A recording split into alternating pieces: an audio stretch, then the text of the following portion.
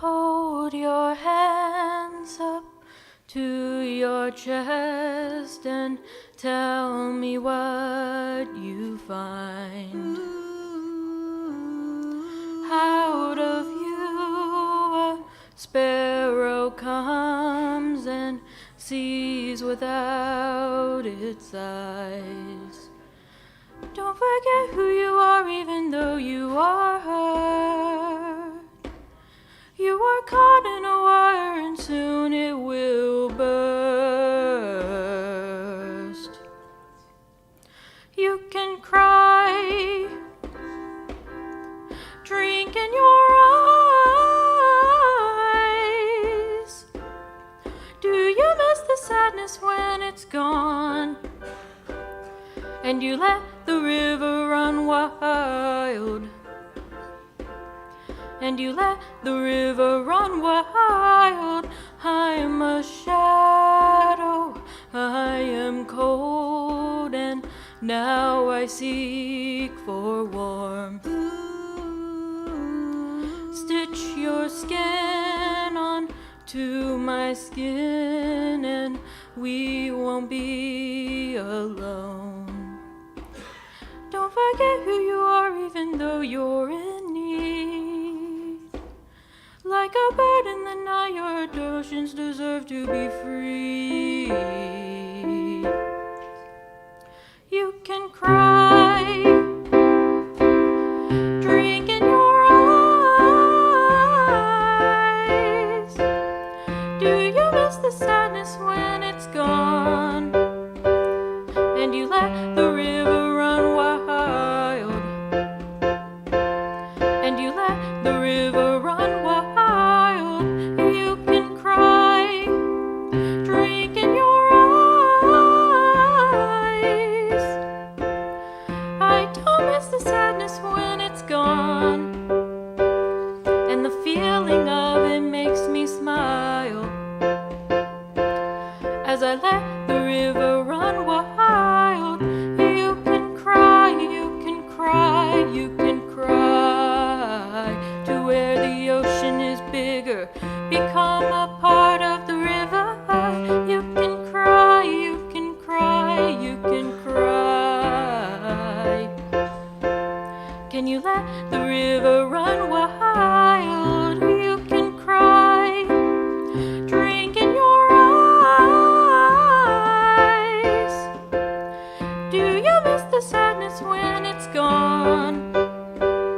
And you let the river run wild. And you let the river run wild. You can cry, drink in your eyes. I don't miss the sadness when it's gone, and the feeling of it makes me smile as I let the river run wild. You can cry, drink in your eyes. Do you miss the sadness when it's gone? And you let the river run wild. And you let the river run wild.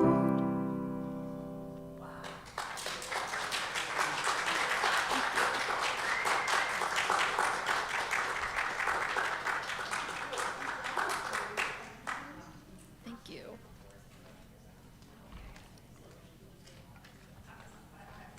Nice.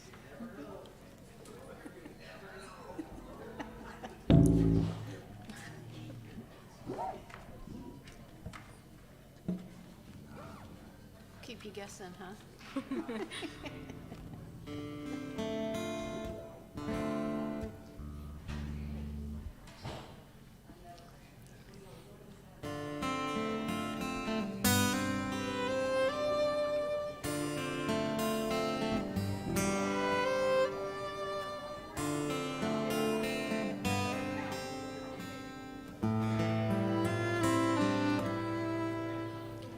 On all of the paths that have pointed to peace, in all of the cures that had promised release. The message was in all of these. The joy is in the journey. The joy is in the journey. The joy is in the journey. In all of the books I have read and reread, in all of the lectures that play in my head, the wisdom of the great ones has said, the joy is in the journey. The joy is in the journey. The joy is in the journey for me. And don't be mistaken or misled, my friend. I got my days with the blues, but when I am down, I am held back again by someone who's been there too.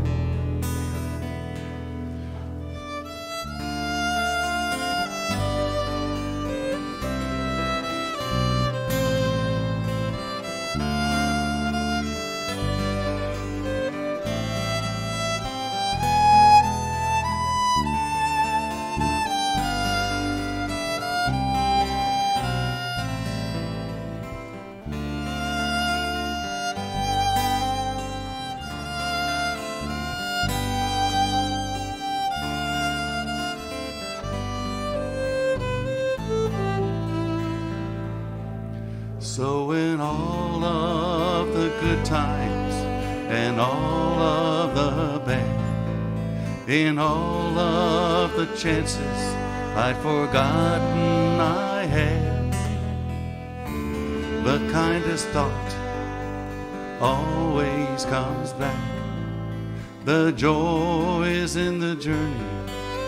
The joy is in the journey. The joy is in the journey for me. The joy is in the journey. The joy is in the journey. The joy is in the journey for me.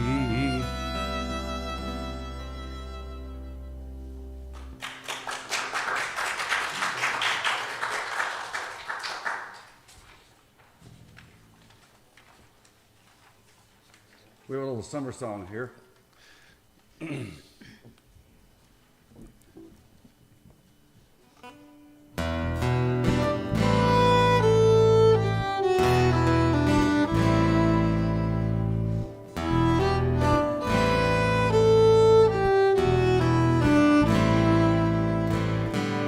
Seen the curtains hanging in the window in the evening on a Friday night.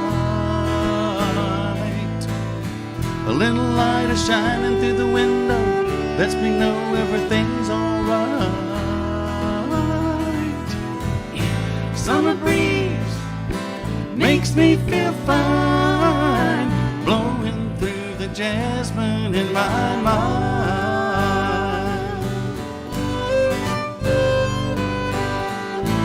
Summer breeze makes me feel fine, blowing through the jasmine in my mind.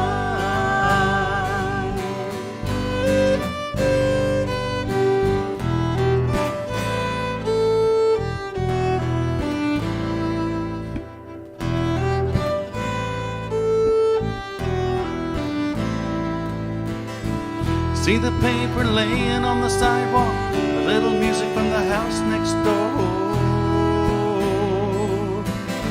So I walk on up to the doorstep, through the screen and across the floor. Summer breeze makes me feel fine, blowing through the jasmine in my mind.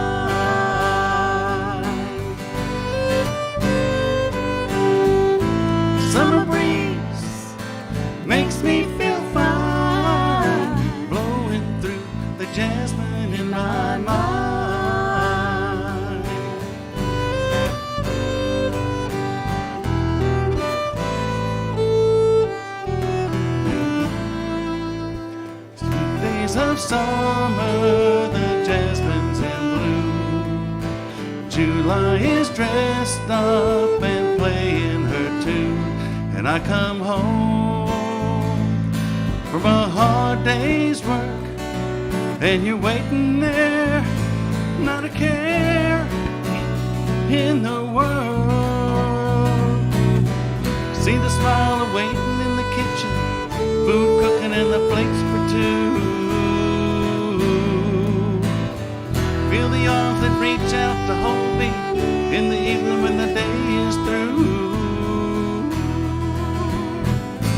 Summer breeze makes me feel fine, blowing through the jasmine in my mind.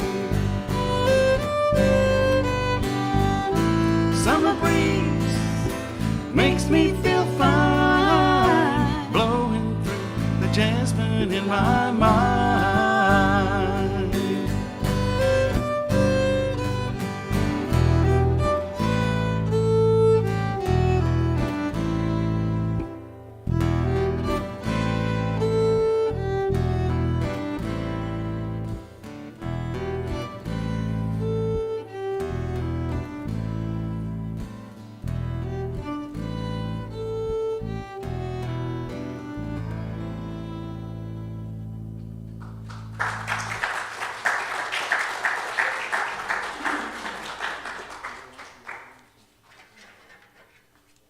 Welcome all to Unity of Gulfport, Mississippi. It's good to see faces today and to see some returning faces, and for me, some new faces. Welcome. Let's all stand to sing the opening song, Beginning Today.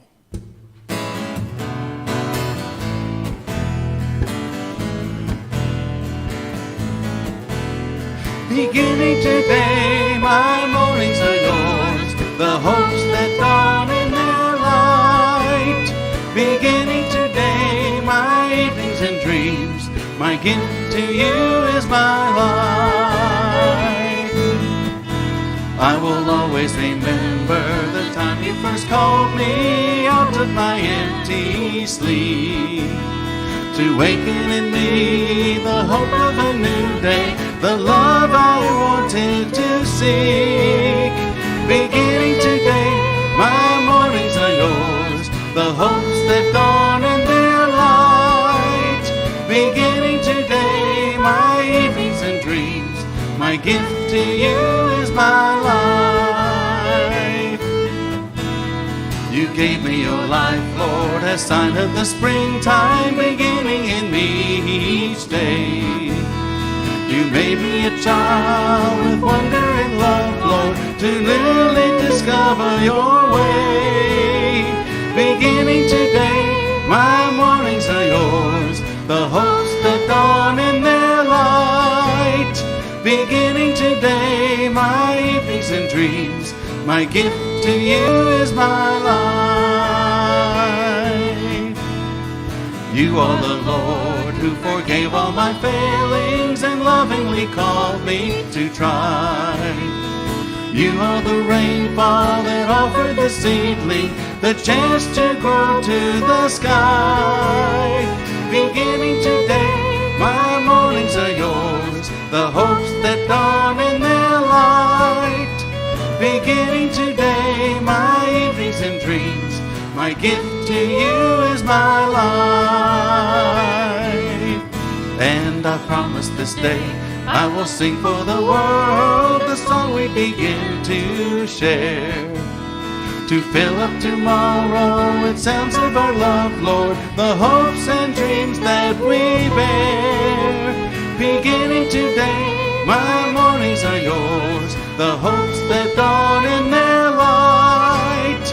Beginning today, my evenings and dreams, my gift to you is my life.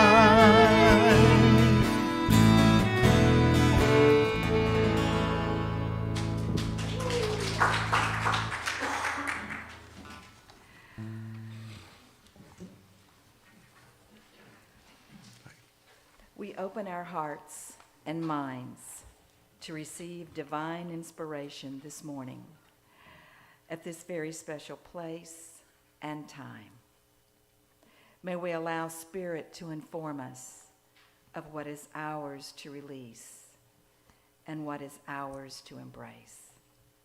We open up, we release, and we receive as Spirit moves in, around, and through us. We are grateful for this glorious morning and all those who are serving today of their gifts and talents. May we each be blessed in a special way. Amen. Again, welcome to Unity of Gulfport, Mississippi. Do we have any first-time visitors? Okay, I don't think so.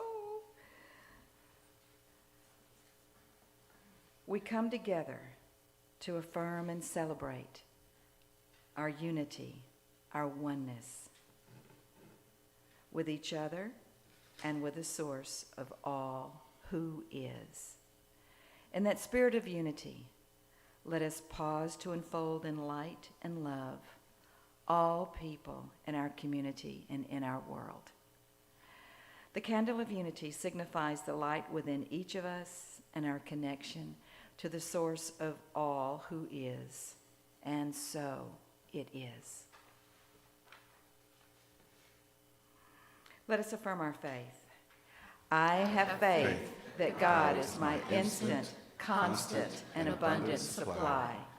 I have faith that God provides ways when to human sense there is no way. I have faith that God is guiding me in all ways. My health, happiness, and success are assured. And now let's all sing In the Garden.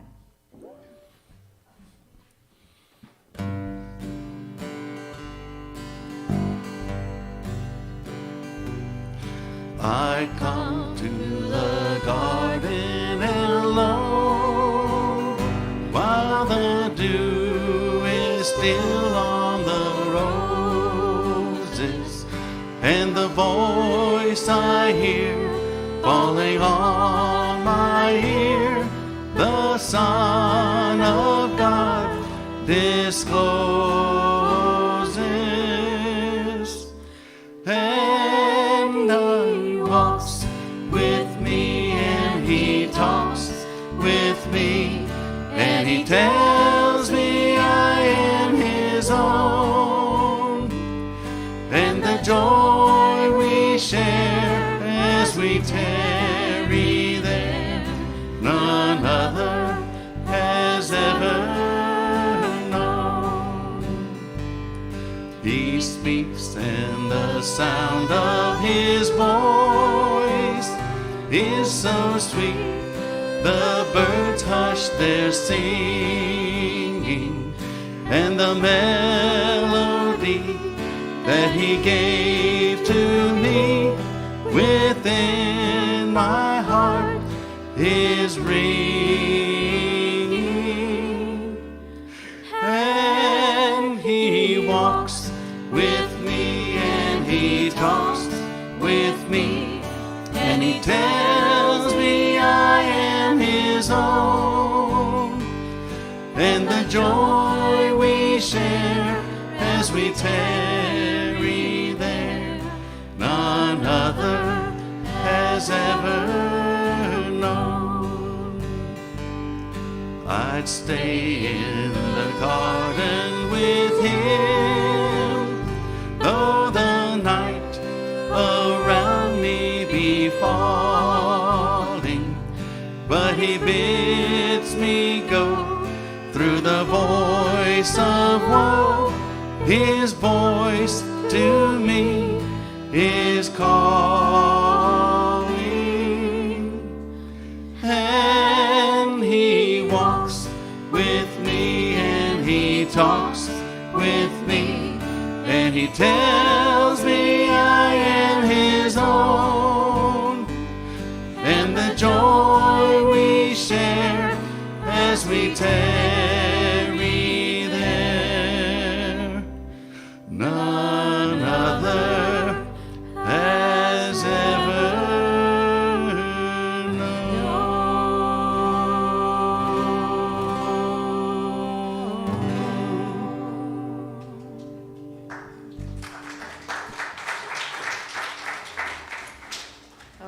that good old-time gospel. Joe McNoley will now read the daily word to us.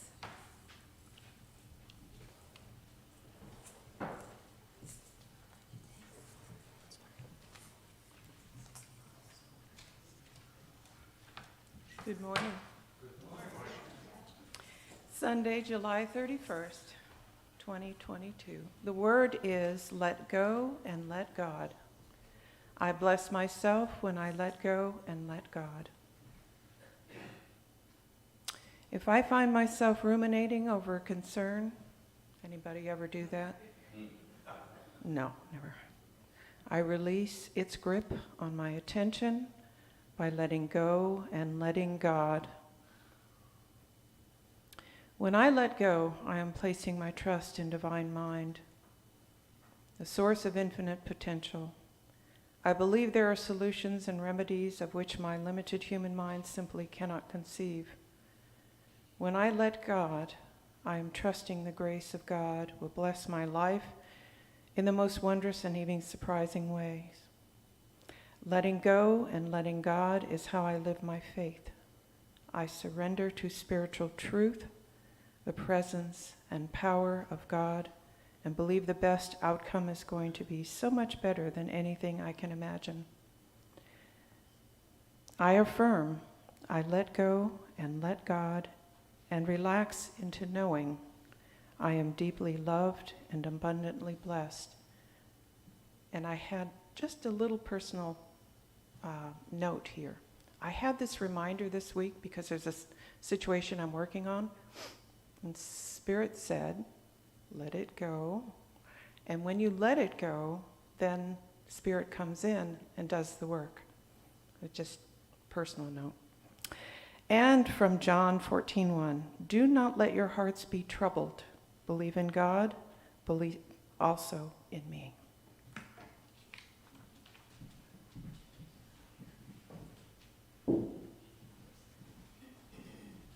Thank you, Joan. And on the back table, you will find a translation of the Lord's Prayer into English from Aramaic, and that is a gift from Joan to the congregation. Announcements are on the slide and are found on the back of the bulletin and in the newsletter.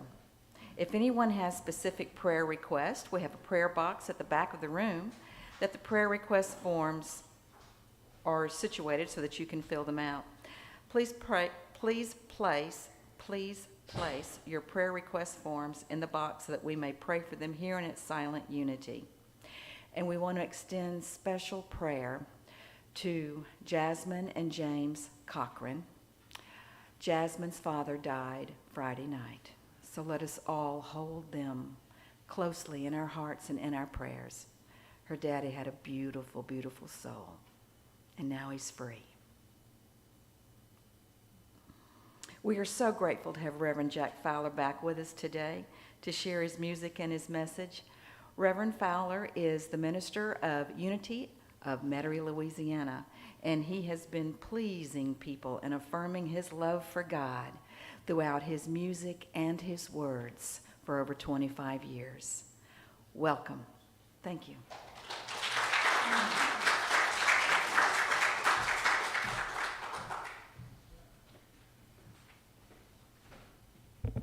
Well, good morning, everybody. It's so good to be here. How nice. Y'all looking so nice today.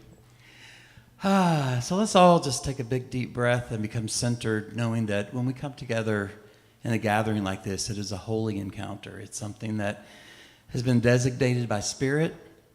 And this time and this place and this group of people will never exactly happen just like this ever again. So let's just take a moment and acknowledge that here in this holy moment, in this instant, there's everything that we need. And you're exactly where you're supposed to be at all times. So allow yourself to relax into the perfection of this time together. Let go of thoughts, concerns for the future, or regrets from the past. Just let all of that go. Become centered here and now as we listen to that amazing voice of Spirit that always guides us. So it is. Amen.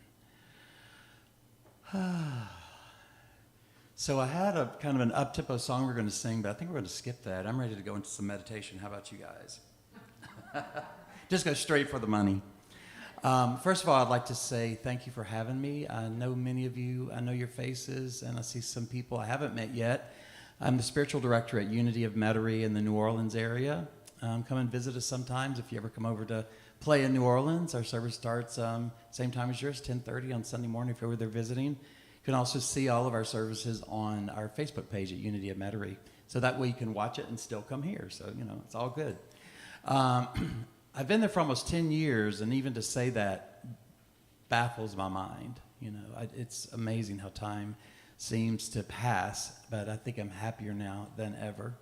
I love your minister, Reverend Judy. She's been a dear friend of mine for a long time, and she's been such a blessing in my life and a mentor in many ways. And so I'm grateful to be able to be here for her on this day, and hopefully she's doing something wonderful and resting, or I don't know, eating bonbons by the pool, whatever she's going to do. So we'll take a little time to just go into the stillness, to the quietness.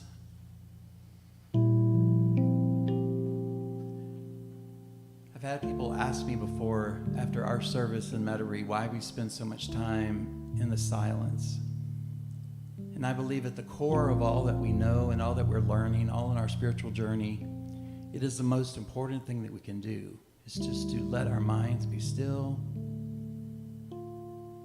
Just as the daily word talked about and what we heard today, we step out of the way and let God, let go of those old ideas that we've been dragging around, and just become centered here in this beautiful presence. For there is a part of you, the only part about you that is real within you. It is spirit. It is life.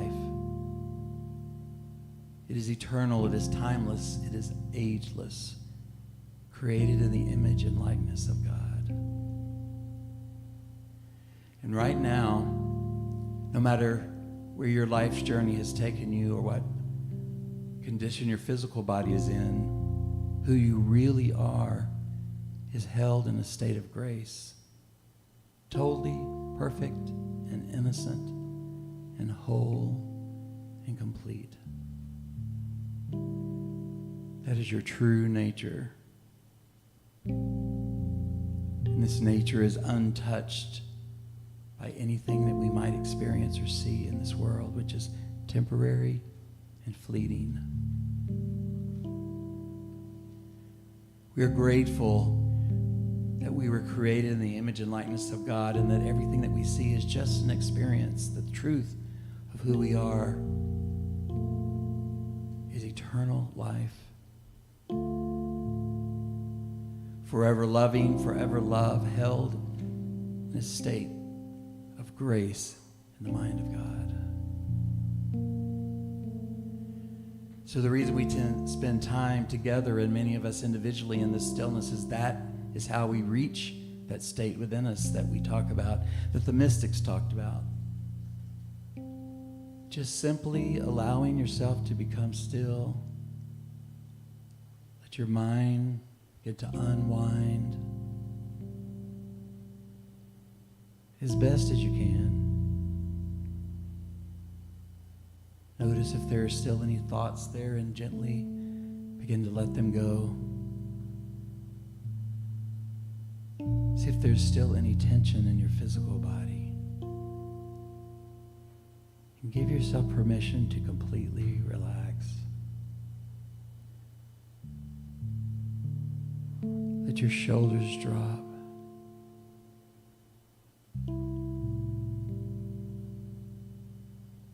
Allow your complete being to become empty. Empty. Still. Quiet. For here in the silence, you find God. You find yourself.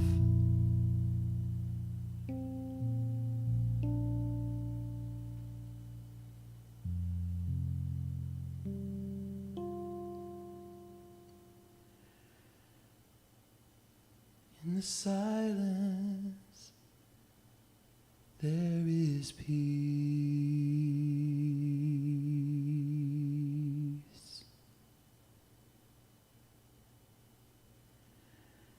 In the silence, there is unspoken joy.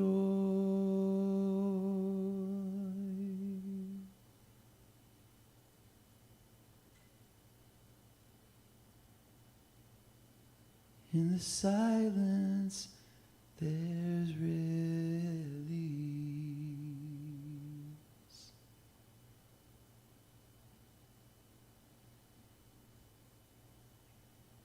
From a world full of chaos and noise.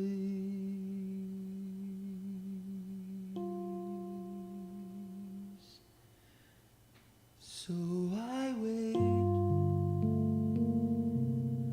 for these precious moments when I hear all that could never be said, and right here in this holy silence I find God. I find myself. I wait for these precious moments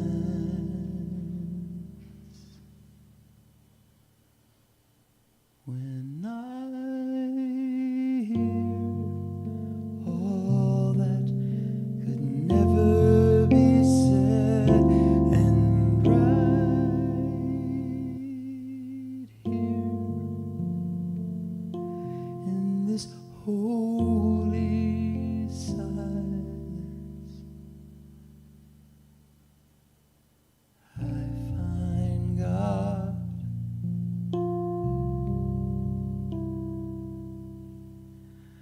I find God.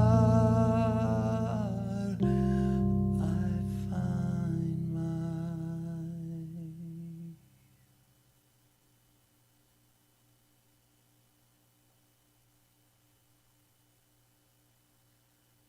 So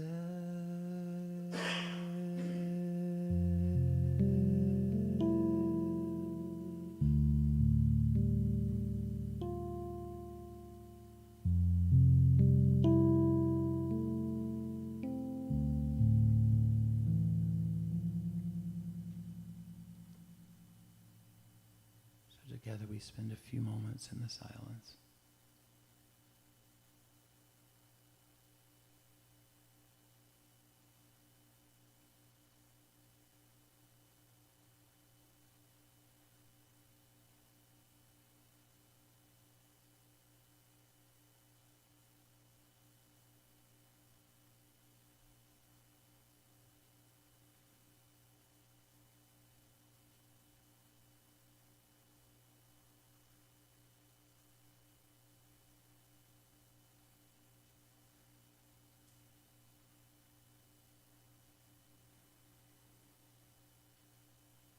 For this holy time together, we are so grateful that we've been brought together in this time, in this place,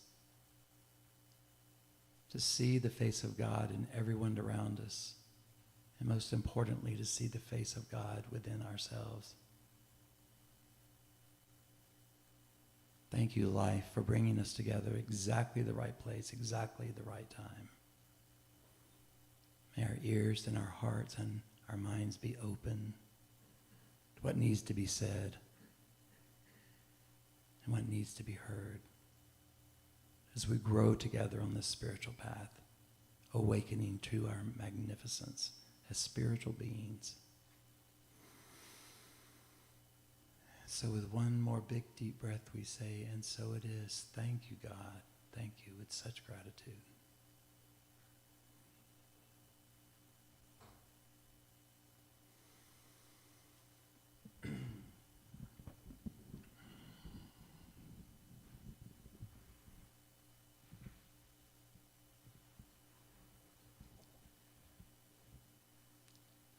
think we could just go home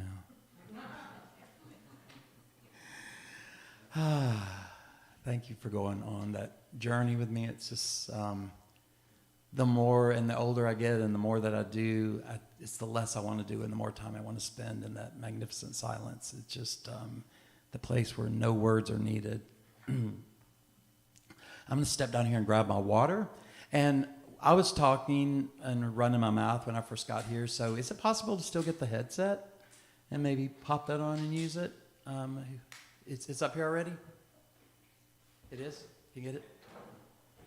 All right. Talk amongst yourselves. Is it right down here? His handheld right there. Oh, the handheld. All right. That'll work. Thank you. Thank you. Test this. What do I need to do with this thing? Test. Cut it on, I guess. All right. Oh, this is better. I don't like being tethered. I've got to be free. Oh, here's my water right up here.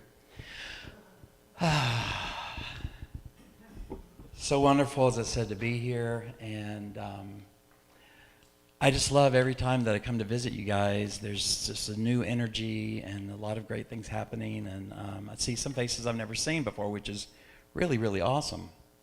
After COVID, and during COVID, I guess it's still going on, we've all had to learn how to do this differently. It's, and some people call it a challenge. I just call it, stepping up to the plate. In other words, we can't just do like we did before and have church the way we did before.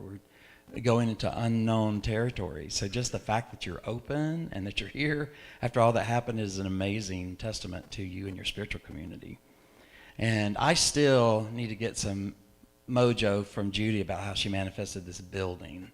I'm still a little ticked about that. I would love to have this building. This is so amazing. You guys were ready for this to have appeared. And when I first sent my talk title to Janet, she just didn't say anything at first. And then later on, she sent me a text. She said, "Is it still called Cats in Cars?" And I said, yes, it is. This is the whole song that we didn't sing earlier. We might come back to it. But yeah, she said, "Is it still Cats in Cars?" And I said, "It is." And I'm going to tell a story about my cats, and I'm a big animal lover, and how they taught me such a big, huge spiritual lesson during Ida, if you guys remember Ida. Was it pretty bad here during Ida? It was crazy in New Orleans. I have a place right in the French Quarter, and they say the electricity never goes out in the French Quarter. It's just a thing. They say we protect the tourists that are here. We want them to have a great time. And so you think they'd be worried about the citizens, and they are worried about the citizens, but the French Quarter never loses power, and it's kind of true. Well, we lost power for maybe 3 or 4 days, and I had to flee. I went to my sister's house in Mobile because we had no AC, no power, no AC, and we know how hot it can get. So, and there she is. Look at her, Miss Ida. And of course, that's Oliver and Maggie, terrified there. They had no idea what was going on. And so I love my animals. I have always had big dogs, though, my whole life. Not really familiar with cats in that kind of way. I had a roommate once that had cats, and they were like furniture cats. You know what I mean? They're the kind that they don't really want to say anything to you or do anything. They just sit there like pieces of furniture, and then you comb their fur every now and then. And that's what I knew about cats. I love like big Labrador retrievers and all these big dogs.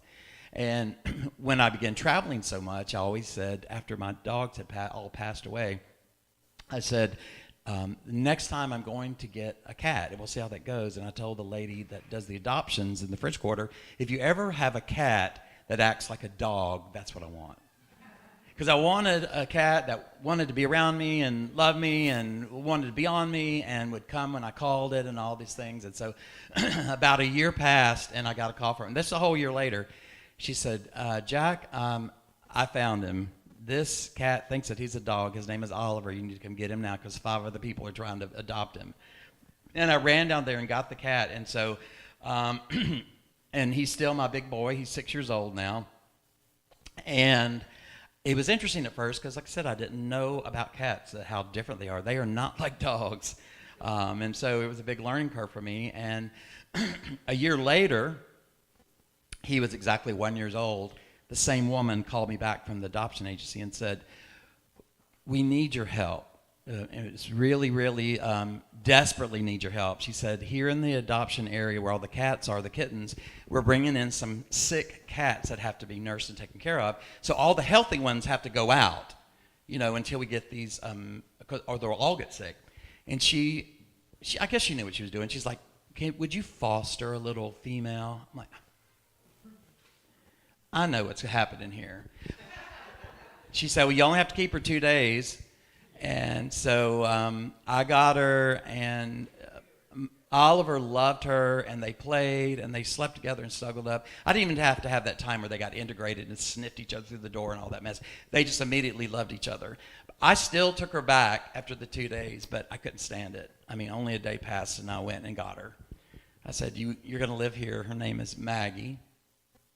So Maggie and Oliver and I have a family there in the French Quarter, and it's perfect for a cat because now this is when we were packing to leave for Ida, and as you can see, the one in the back is Maggie, the girl. She's really worried about her wig. This is her Mardi Gras wig. And she's very concerned if she's going to be able to get it into the suitcase. And Oliver, who just wants to be around me, he doesn't care what's happening. He's like, don't worry about your wigs. Just come on. We got to go. We're about to flood. She's very concerned about that purple wig.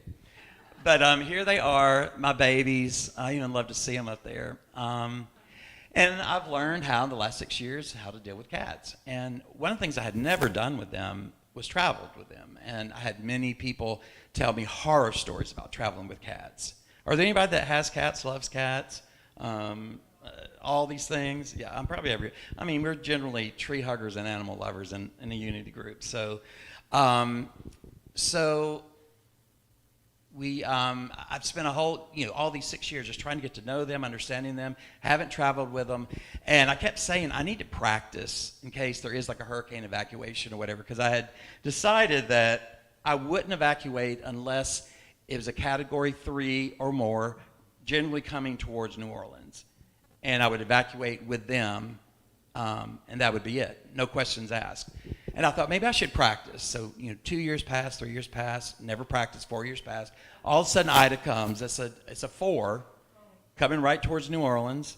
And I said, well, this is it. I didn't know what the heck was going to happen. I slung those cats in the car, and my next door neighbor said, oh, they're going to throw up everywhere. They're going to get sick. They're going to huff and they're going to puff. They're going to climb on your head, and they're going to escape the cage and get under your feet, and you're going to wreck and all this stuff. I mean, people told me horror stories about traveling with cats, and you may have one.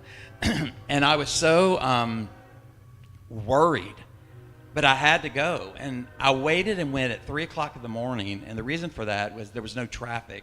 All this traffic was going towards Mobile and Florida, trying to get out. So I went at 3 in the morning, so we'd have to stay in the car for a long time. So anyway, we zoomed over, got to Mobile like 4 or 5 in the morning, and I was shocked at first how good they were in the beginning, but after the novelty of it wore off, about 30 minutes into it, it started to get a little hectic.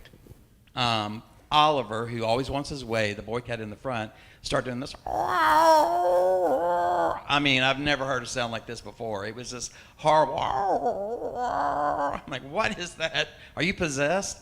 And then that got his sister going. So there was like a kitty cat choir screaming in my car. They did start jumping around. Luckily, they never threw up or anything or did anything crazy. But in other words, they were fearful. They didn't know what was happening. And I kept telling them as though they would understand me. I think my boy cat does speak English. I would say, it's okay. We're going to Aunt Betty's house and we're going to be safe. When we get there, we're going to be safe. They would not have it. They howled and yowled.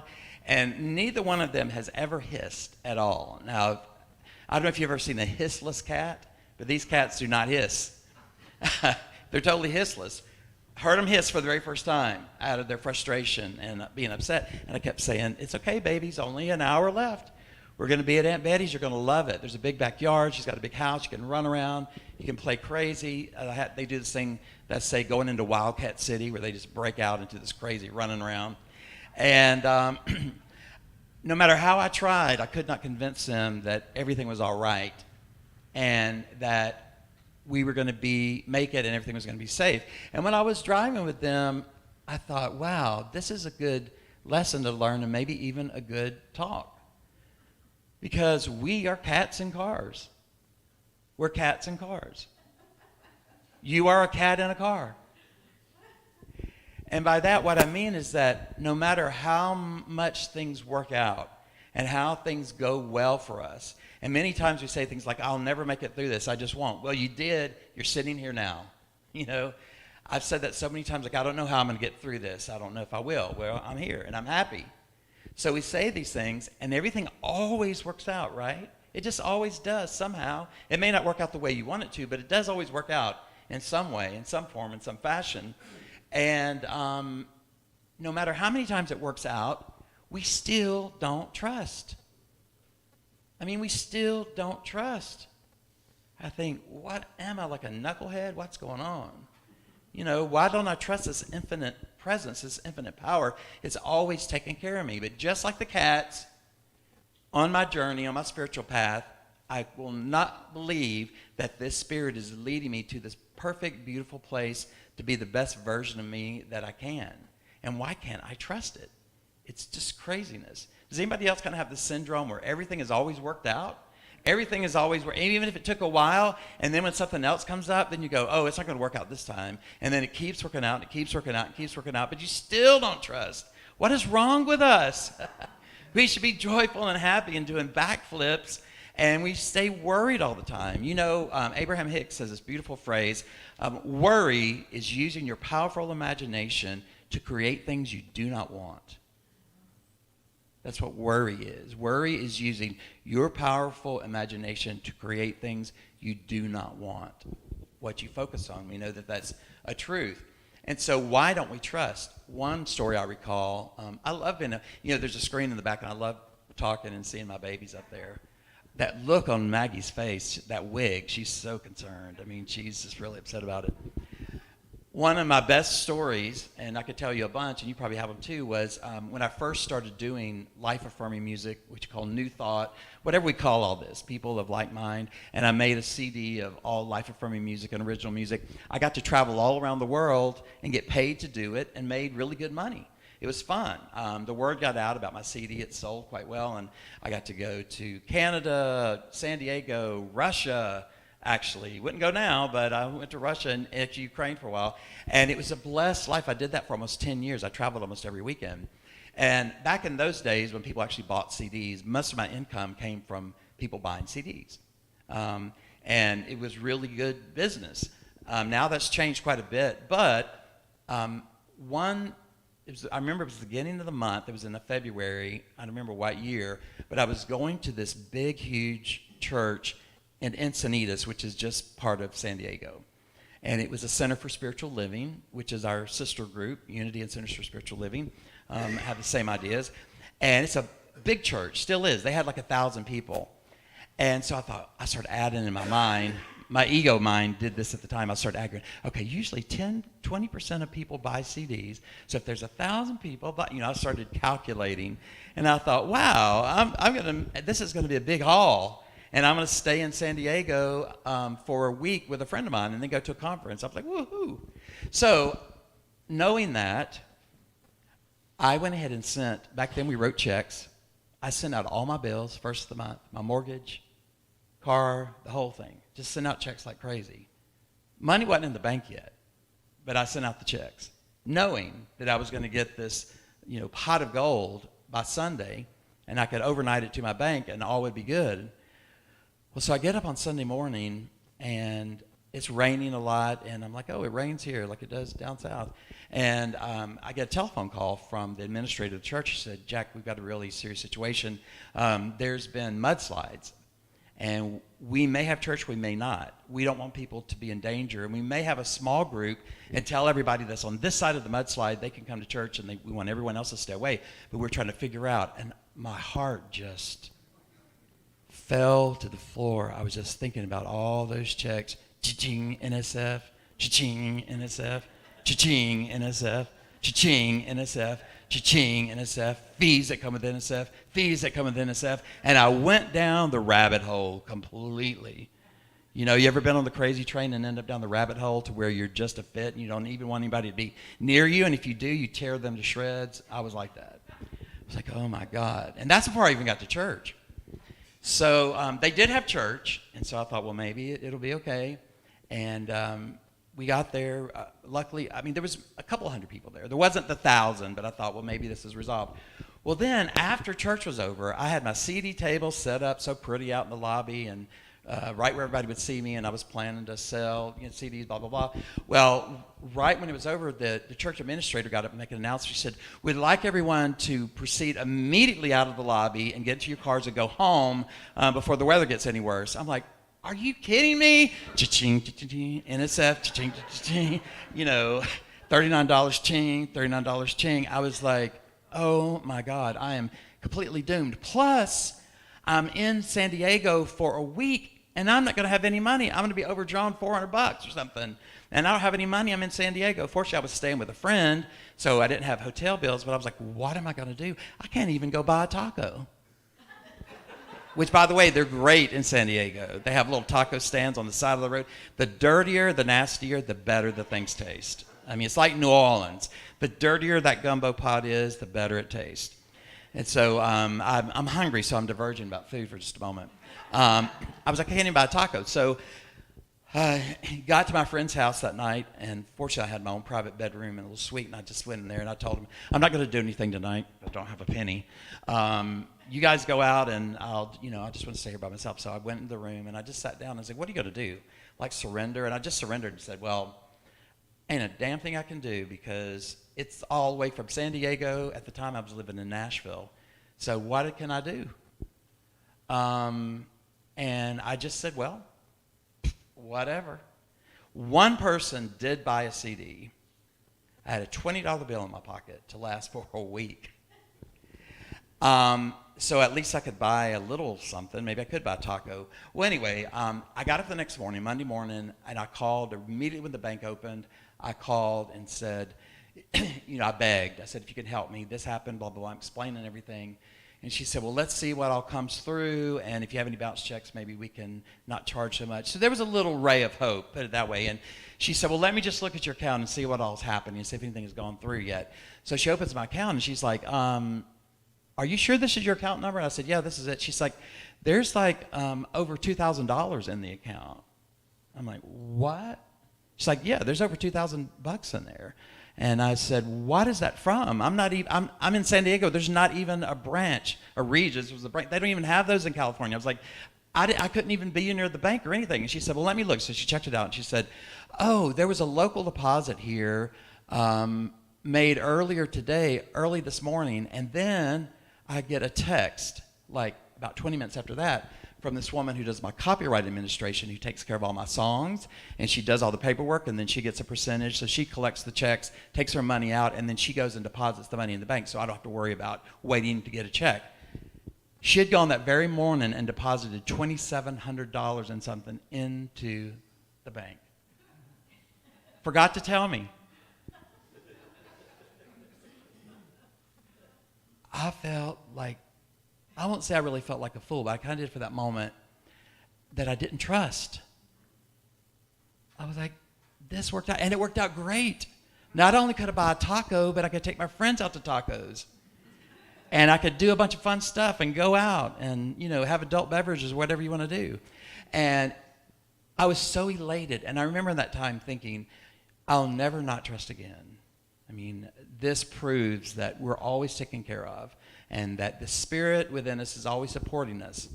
But next time something happened, there I was again.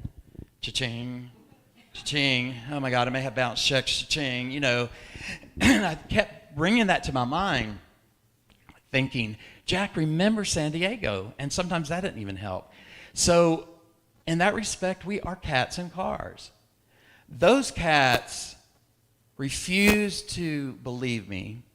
And I said, we're going to go to this really great place. You're going to love it a lot. My Oliver he's been staying with my sister Betty for a while I've been traveling, and he has gained 9 pounds, which is a lot for a cat. she gives him cookies and feast and fancy feast, and I buy this expensive cat food that's like $400 a pound or something, and she like puts out like fancy feast, and she's like, oh, the babies are hungry and they're getting big. And I was like, that's what you're going to. Why are you so upset? And they were so upset until we got there and they realized, oh, this is nice. We should have trusted our daddy. We know that he's going to take care of us. He's always loved us. As a matter of fact, he adopted us and got us off the chopping block. And why cannot we just trust him that we're in a car? We don't know what's going on here. Why can't we trust him that something good is happening here? And we're like cats in cars. We just seem to never trust no matter what. Because being in the car are those times when things aren't going exactly like they're supposed to. And it's a time that, an old-timey phrase, how many people have read Lessons in Truth? Really? Emily Cady, a classic book, about 100 years old. You should go buy it, read it online, do whatever you do. After 100 years, it's still a powerful thing. This woman was so in touch. And she has a whole, she was so in touch with spirit, and she was friends with the Fillmores and wrote these awesome books. She was so in touch with spirit, and this book she's called Lessons in Truth. As a matter of fact, today your homework is go Google Oprah, Maya Angelou, and Unity and see what comes up. There's a video which is advertising gold for Unity. You could not pay these people enough to make this happen, where Oprah, which everyone knows unless they live under a rock, is interviewing Maya Angelou and talking about, and she asked Maya Angelou, well, where do you go to for strength? Everybody comes to you for strength. And she says, I go to the Unity Church. And then it breaks off, and they do a whole like 5-minute thing about Unity Church, and they show Unity Village and all these things, and they just talk about it. I mean, you could not pay for that. And Maya Angelou says in that, I love the book Lessons in Truth. And such a powerful book. So I'm serious, Google that. It's just amazing. It's very touching too. It's only about 4 or 5 minutes, but you'll feel something from it. It's really powerful about what they say. And so Lessons in Truth, this is so funny how Unity, sometimes we work sometimes as an organization. So Emily Cady wrote a chapter called Chemicalization. Now, she wasn't really a scientist. Maybe she was a mind scientist.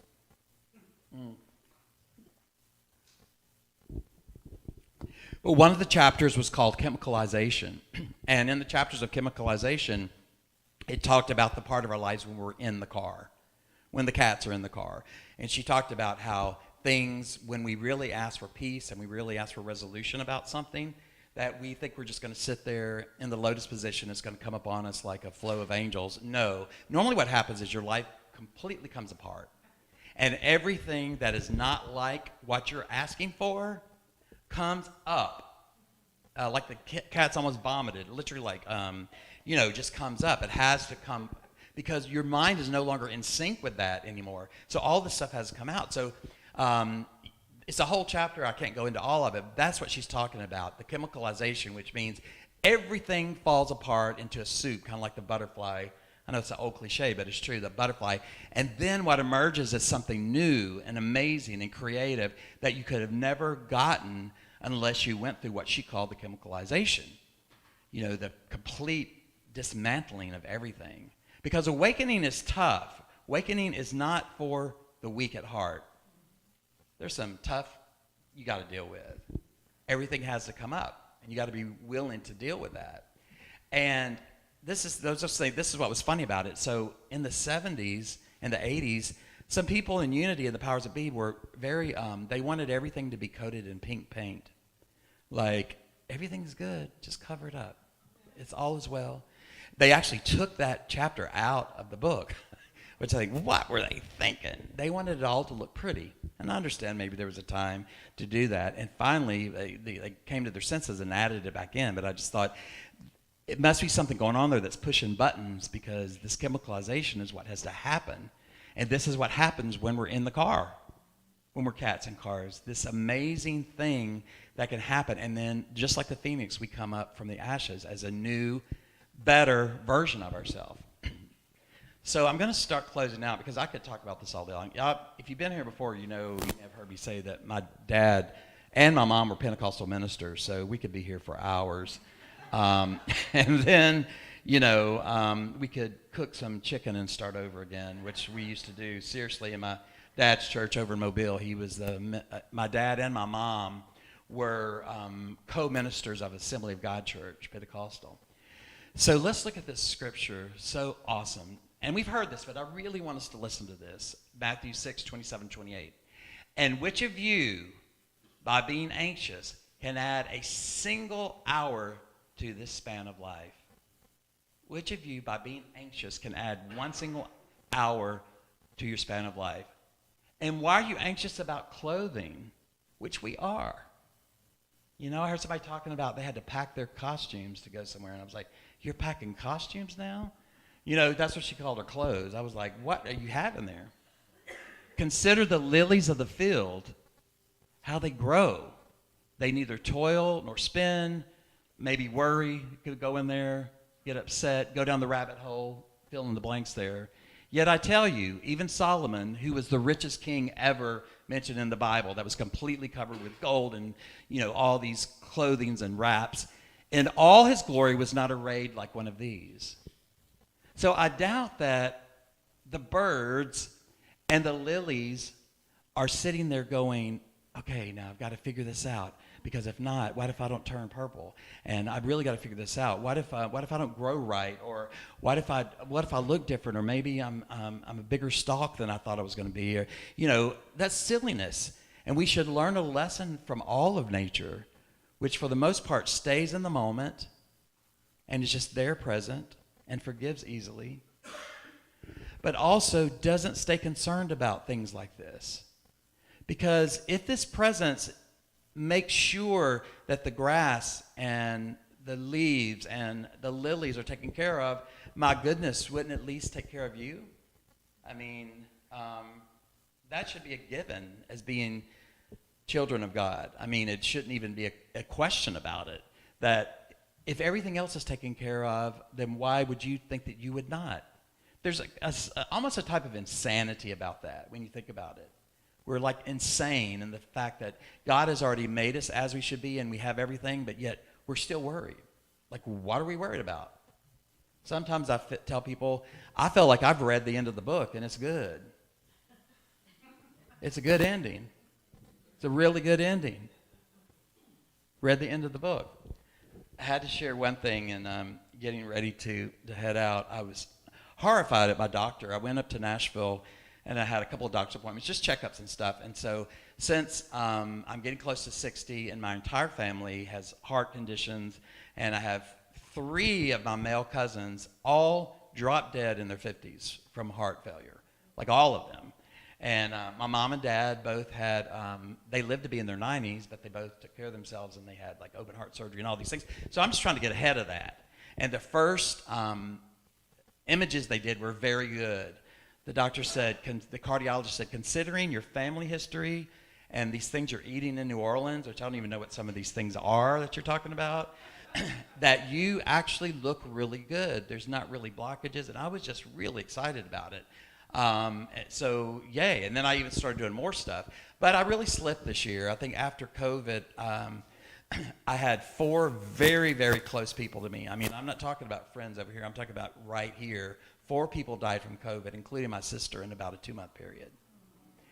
And I was just put into a tailspin, and I stopped going to the gym. I stopped working out, and so I've like gained quite a bit of weight. And so what horrified me was my doctor said, we need to talk about your weight. And I said, yeah, I know it's kind of bad. And he said, well, I just looked at the chart. He said, we measure everything, and by your height and your body mass index and then your weight on your frame, he said, you fall into the obese category.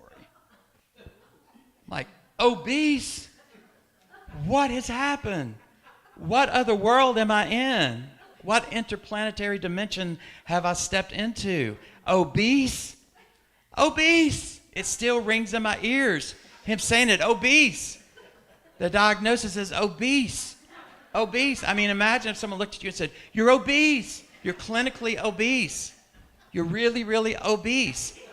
I'm like, what is obese? I know I've gained some pounds, but obese? Really? Really? Obese? He said, well, at least you're not morbidly obese. I'm like, well, I don't even know what to say. Like, he said, but you're close. It was horrifying to me, and I'm still getting over it. That was just a few days ago. I mean, so I'm working on it, but I have determined that I am gonna it's time to get things in order. Put it that way, because I was telling people earlier that we should not have called it COVID-19. It should be COVID-20, because I literally gained over 20 pounds. And my church shirts that I used to wear, this one's nice, but I noticed everywhere I'd go, I always popped a button at every service. I was in denial about it, and I'd just force those shirts on, like it's not that bad, and they would be squeezing like this, and then sometime into service I would get animated and a button would fly off, and I was like, I got to do something about this. It's craziness. Isn't life fun? It's good. We should be joyful like this all the time and not take ourselves so seriously. And that's one of the ways we can help not to be cats in cars, not to feel like we're trapped and that Spirit is not leading us to the best place. We just have to trust. We just have to trust that everything is working out as it should. And it doesn't always feel good, and it doesn't always look like you think it should look, but you have to just let go and trust that. It was perfect for the daily word today. Just let go and say, you know what? I don't know what the heck is going on. And one of the great things about COVID, one of the upsides of that, it has forced us to create a different paradigm in which to think. We can't keep using the old ideas and maneuvers to work, and I think that's a good thing. It's making us rethink and reevaluate. I had friends that were ministers of Unity of Gulf Shores, Alabama, on the beach. They had planned in 10 or 15 years to retire in Europe, and they love Europe. They wanted to travel. They both got COVID. They closed the church, packed their bags. They moved to Portugal. They said, the time is now. A lot of people had that revelation, like, this is it. There's no rehearsal. It's time to be joyful. It's time to realize that even if you're in a car trapped like a cat, that everything is working out like it should. It has to. You cannot lose on this journey. You cannot get lost. There is no way to lose. You are a winner. You're a superstar. All those things. I mean, we mess it up a little bit sometimes, but the presence of God, the grace of God holds us in a state of perfection, so you cannot mess this up. So stop the dang worrying. It doesn't do anything for us. It doesn't do anything for us.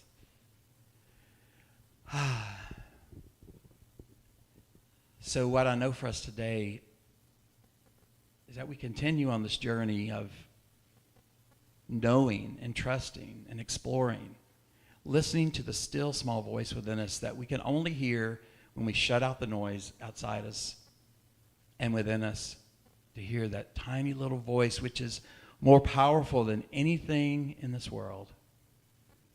May we trust, knowing that we are the beloved children of God, beloved expressions of life, created in the image and likeness of God, exactly as God is. May we give up our crazy ideas and stop being cats in cars. Thank you for listening. Thank you for being here today. Namaste.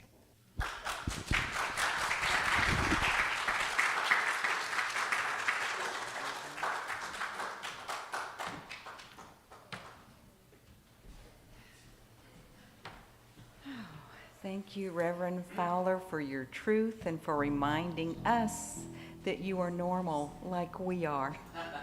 Thank you.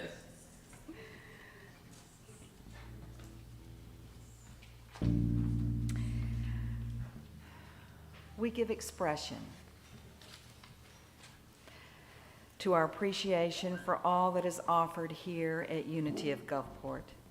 Please take your offering in your hands and say along with me, divine love through me blesses and multiplies all that I am, all that I have, all that I give, and all that I receive.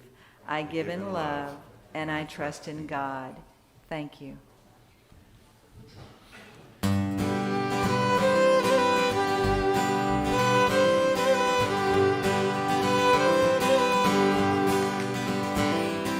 the road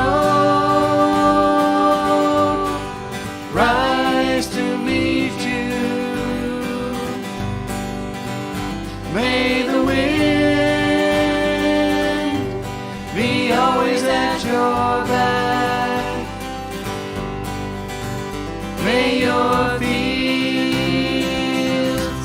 be watered by gentle rain. And may God hold you in his hands until we meet again.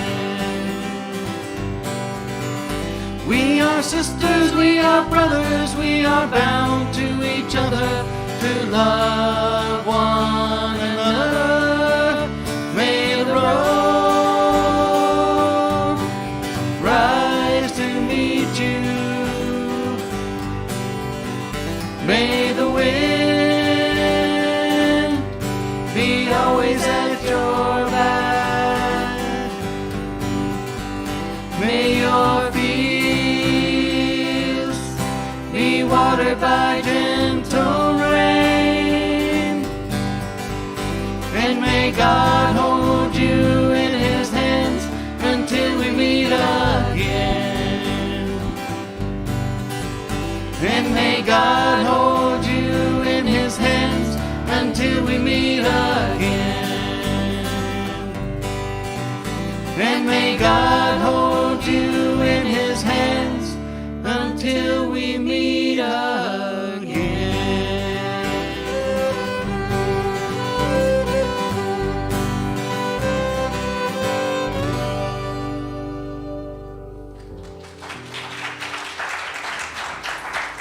And we are thankful for these gifts and tithes given in love, as support to your spiritual community. We're so grateful. This place is supported by you, its members, its community. And thank you, God, that we prosper and we know that Unity of Gulfport is a great idea in the mind of God. Thank you. Thank you, God. Thank you, life, for abundance and prosperity. And so it is. And y'all, let's bless our children.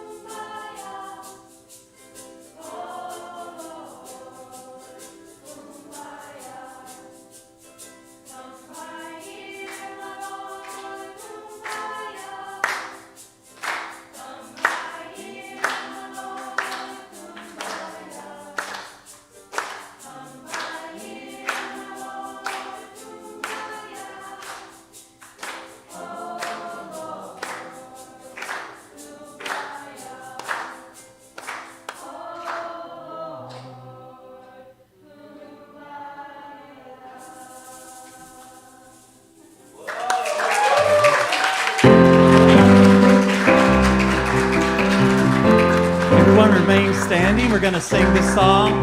We know that we see God in everything, so sing along with me. We go. I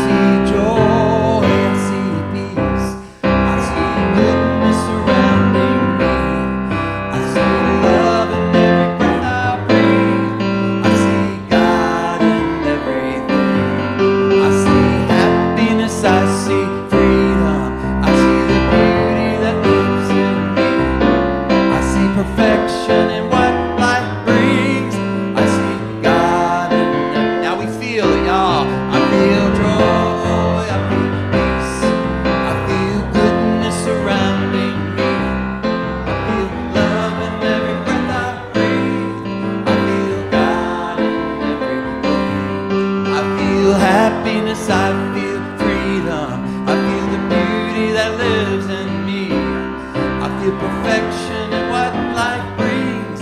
I feel God in every. Now we choose. I choose joy. I choose peace. I choose goodness surrounding me. I choose love in every breath I breathe. I choose God in everything. I choose happiness. I choose freedom. I choose the beauty that lives in me. I choose perfection in what life brings. I choose God in everything. I know joy, I know peace, I know goodness surrounding me. I know love's in every breath I breathe. I know God's in everything. I know happiness, I know freedom. I know the beauty that lives in me.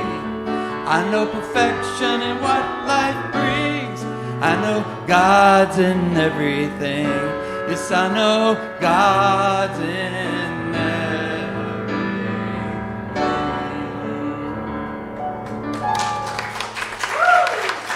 Woo-hoo.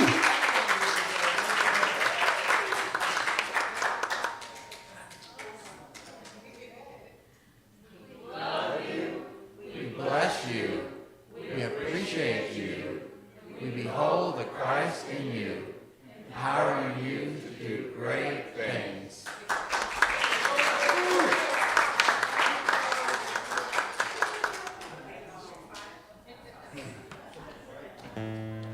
Y'all ready to sing one more song? One more song. Let there be peace on earth and let it begin with me. Let there be peace on earth, the peace that was meant to be. With God as creator, family all are we.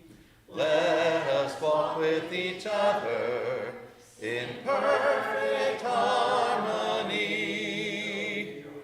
Let peace begin with me. Let this be the moment now. With every step I take, let this be my joyous vow.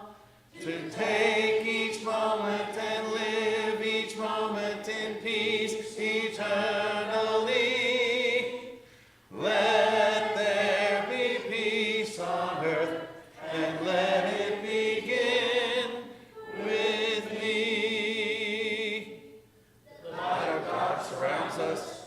The love of God enfolds us. The power of God protects us. The presence of God watches over us. Wherever we are, God is and all is well.